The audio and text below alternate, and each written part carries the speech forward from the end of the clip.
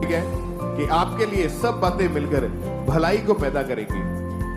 जब हम बाइबल को पढ़ते हैं, रोमियो 8 अध्याय उसकी 28 आयत में लिखा है, जो लोग परमेश्वर से प्रेम रखते हैं उनके लिए सब बातें मिलकर भलाई ही को उत्पन्न करती है।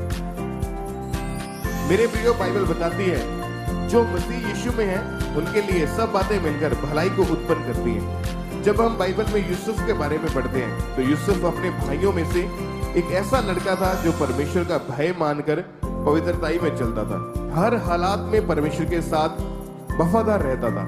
इसी कारण परमेश्वर की एक खास दया, अनुग्रह उसके ऊपर था। और इस तरह हम जानते हैं जिसके ऊपर परमेश्वर का खास अनुग्रह होता है उसके जीवन में शैतान ज्यादा अटैक करता है।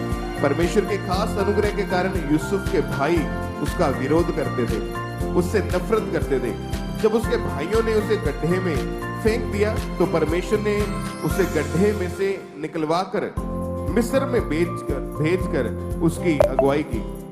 मिस्र में भी पोतीफर की पत्नी ने उस पर गलत आरोप लगवाकर उसे जेल में डलवा दिया, लेकिन जेल में भी वो परमेश्वर अनुग्रह के द्वारा जेल का प्रधान बना दिया गया। जिस तरह यिर्मयाह 29 अध्याय उसकी 11 आयत में लिखा है कि परमेश्वर का वचन बताता है, यहोवा की यह वाणी है कि जो कल्पनाएं मैं तुम्हारे विषय करता हूँ उन्हें मैं जानता हूँ, वे हानि की नहीं वरन कुशल ही की हैं।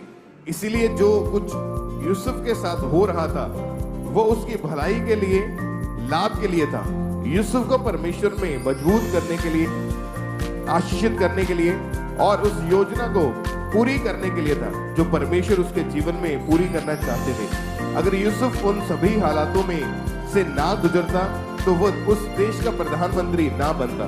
मेरे प्रियो, मसीह में आने के बाद मेरा जो लाखों का बिजनेस था वो जला दिया गया। अब ध्यान से सुनेंगे, परमेश्वर के दास, हमारे आत्मिक पिता, जब वो मसीह में आए और उनकी बात मैं आपको बता रहा हूं कि परमेश्वर के दास आपसे बात करे, वो कह रहे कि मेरा जो लाखों का बिजनेस था वो जला दिया गया, लेकिन उस समय मैंने परमेश्वर के वचन पर विश्वास किया और उस वचन को दृढ़ता से थाम लिया कि मसीह में मेरे लिए सब बातें मिलकर भलाई को उत्पन्न करेंगी।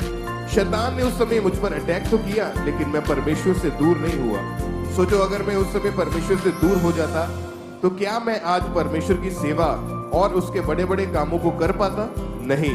याद रखें, परमेश्वर आपके जीवन में जो भी करता है वो आपको मजबूत बनाने और उस आशीष को उत्पन्न करने के लिए करता है जो उसने केवल आपके लिए रखी है। आज मेरे प्रियो, आपके जीवन में चाहे दुख है, सताव है, परीक्षा है, आप उस पर ध्यान न दें। केवल परमेश्वर के लिए लिखे हुए वचन पर विश्वास करें और उस वचन को दृढ़ता से थाम लें कि मैं अपने पिता से प्रेम करता हूं, इसीलिए मेरे लिए सब बातें मिलकर भलाई को, जीत को, आनंद को उत्पन्न करेगी। यीशु मसीह के नाम में सब कहें आमीन। आमीन।